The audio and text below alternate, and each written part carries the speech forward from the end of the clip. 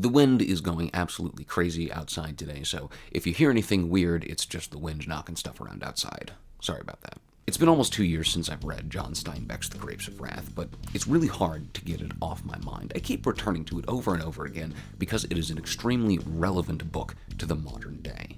John Steinbeck had a wonderful way of speaking about the everyday and the mundane life of average Americans specifically, thinking on East of Eden, thinking on Of Mice and Men, thinking of Grapes of Wrath here. He does a wonderful job of showing the humanity and the community that gets built, the people who inhabit communities, especially impoverished communities. He does have wealthy characters, of course, in his books occasionally, but he really shines when he writes about the impoverished Americans, specifically the impoverished Americans of California, but impoverished Americans nonetheless. The messages inside this book ring very true today. Steinbeck talks at length about capitalism, communism, all sorts of different systems of governments, all sorts of economic systems, all sorts of familial systems. He discusses everything about the American experiment during the 1930s, during the Great Depression, the Dust Bowl. There are lots of parallels between today and the times that John Steinbeck was writing about. The economic hardship of the average American is paralleled greatly today and in this text.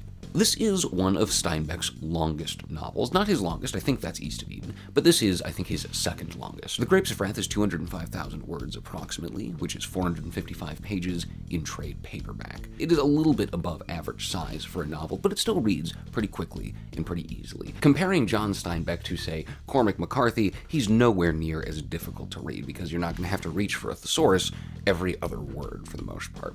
He uses pretty common parlance. Steinbeck doesn't limit himself, per se. The stories he tells just don't require the weird fanciness that some other authors do. But let's go ahead and discuss the plot just a little bit. In The Grapes of Wrath, countless Americans had their lives upturned during the Great Depression and the Dust Bowl, losing everything they had but each other.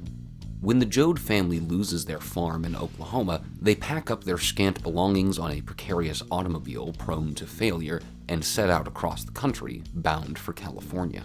The path proves dangerous and difficult, showing a dark side of America that the Joad family had never known. And when they finally reach California, it's far from the plentiful land it seemed to be.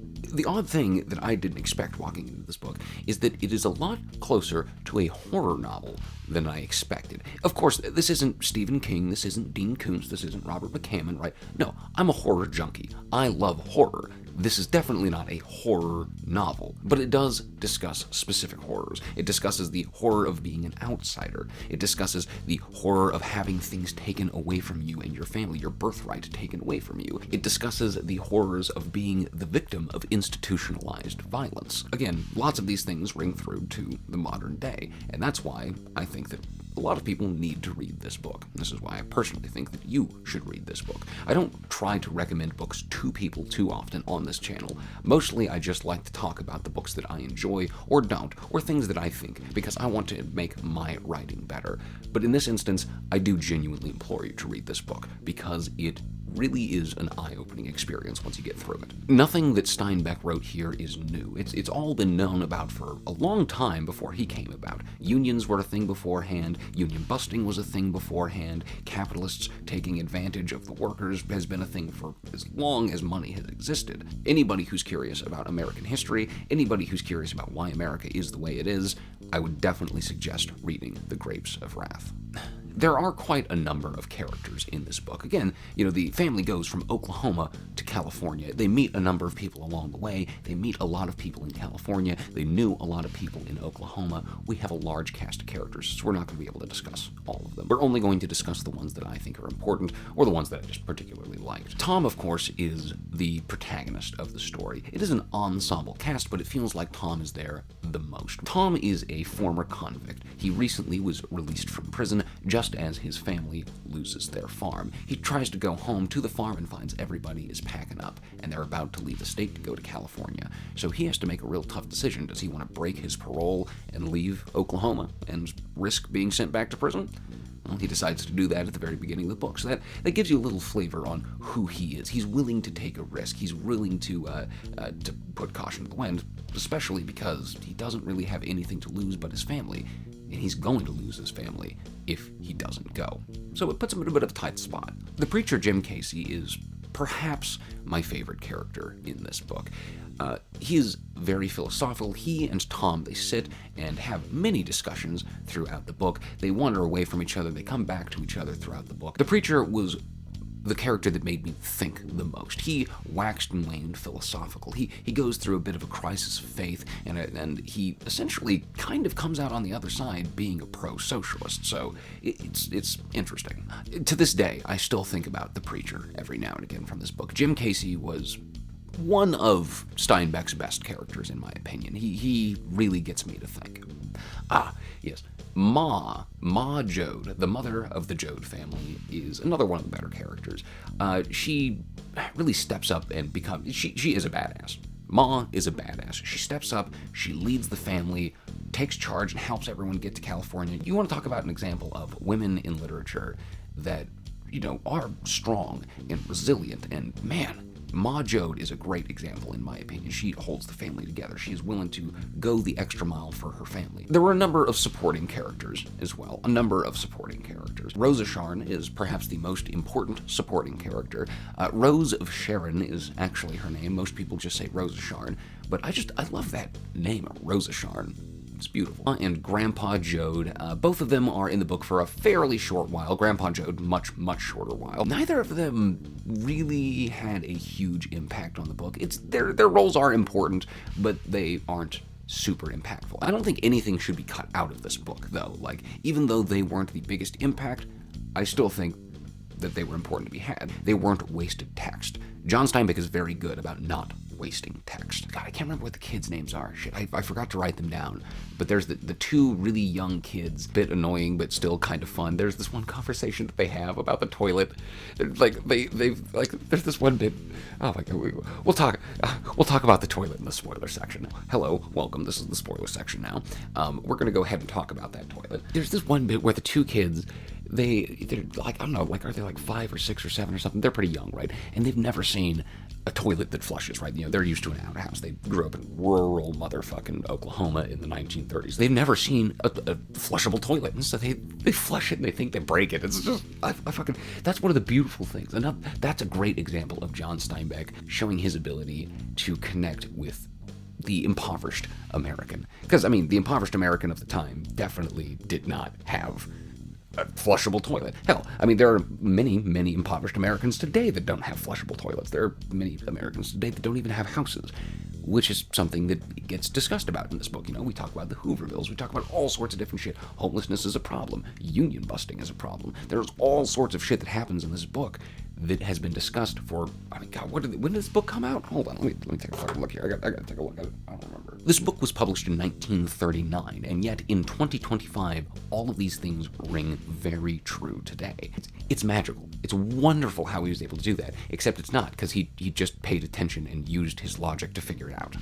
So the whole book, you're expecting Tom to just snap and finally actually kill a guy. Because, right, we know that he goes to prison at the beginning. He was in prison at the beginning of the book because he killed somebody. And it's mentioned time and time and time again that he can't go back to prison. He's breaking his parole. And it's insinuated, that he gets asked by his younger brother about killing a man a couple of times throughout the book. And so you just keep wondering, is it going to happen? Is it going to happen? You just get this feeling. It's tight. It's anxious. It's an anxiety. It's building up in you. And then finally, it pops off and it snaps, and it's like, you have to ask, was he wrong? Because that was the preacher. The preacher gets killed, and Tom kills the dude that killed the preacher. It's really upsetting, but that's also a mark of some pretty fucking good literature, right?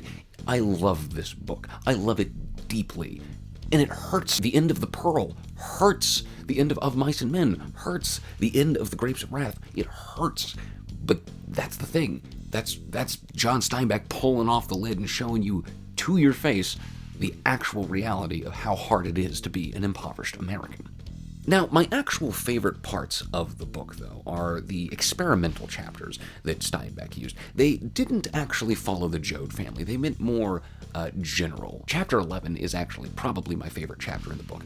It's talking about how the industrial farmers come in, and how their tractors are only alive when they're on, but when the tractors are turned off, they're dead. They go as cold as the coal that created them, or some shit like that. But it also discusses how like barns instead are alive and they're warm. You can hear things. There are things moving even in the middle of the night. There's something going on, but the tractor is dead and cold when it is not working. I think that's a beautiful metaphor for rampant industrialization and rampant capitalism, late-stage capitalism specifically. There's a reason why this book has been banned, but you should read banned books, because banned books are the best books. In the final chapter of the book, the Joad family, what's left of them, have to hold up in a barn to try and outlast a flood that's coming, like a historic flood that is wiping crap off the map. So the family shows up in the barn, and there's a son and a father. They don't know these two people. They're just there, also trying to survive the flood.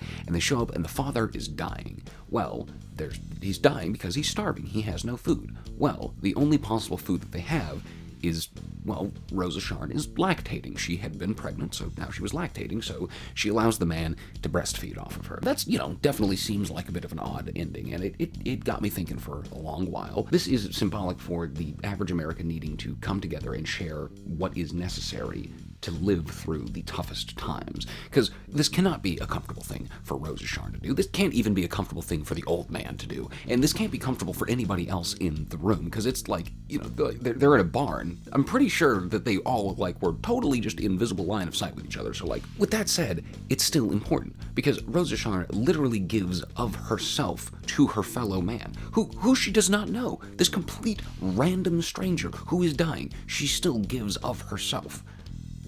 And it's weird and it's uncomfortable, sure, but that's the thing that is going to help people survive, is giving of ourselves. We have to give of ourselves if possible. That's why it's so important to get to learn your neighbor, talk to your neighbor, invite them over for dinner and stuff. Even if you don't like them, most of the time you're not going to like them, but that's okay. You still have to unite with them sometimes, because there is somebody else above you, like is shown throughout the rest of this book. Look at when the Joads have to go and, pick peaches and stuff. All of these different jobs, and it barely works out for them. And for those that it does work out for, there are so few limited positions that only a couple could possibly survive in that system. This book is considered a great American classic. This book has even been called the great American novel. And I agree, actually. This is one of the greatest things that I have ever read. There is no expressing how deeply this book affected me, and how deeply it's affected a number of other people as well. I would suggest to you to read this book. That is why I am going to rate it firmly with an A+. The prose was the best that Steinbeck has to offer, which is saying something because he wrote Of East of Eden and Of Mice and Men. The themes and messages in this book are profound and deeply meaningful. Each character is true and unique to themselves, and above all, this book makes you think. Now, am I going to reread this book? Yes, absolutely. I need to reread The Grapes of Wrath, and I think everybody else should reread The Grapes of Wrath if they already have. If you haven't, read it, and then please read it again. This book is eye-opening. John Steinbeck's The Grapes of Wrath discusses anti-capitalist themes, a pro-socialist message, anti-oligarchic message. All these different things are talked about very frequently inside, and these are things that I have talked about in my book, The Circus, An American Fantasy. The first two chapters of The Circus are currently available on YouTube for free for anyone to listen to. There's a link for you if you'd like to check them out. The rest of the book will be uploaded as I have time to record it. My books are available for sale on Amazon, but I'm currently trying to fix that by recording audio for all of them and providing them for free. Thank you very much for watching.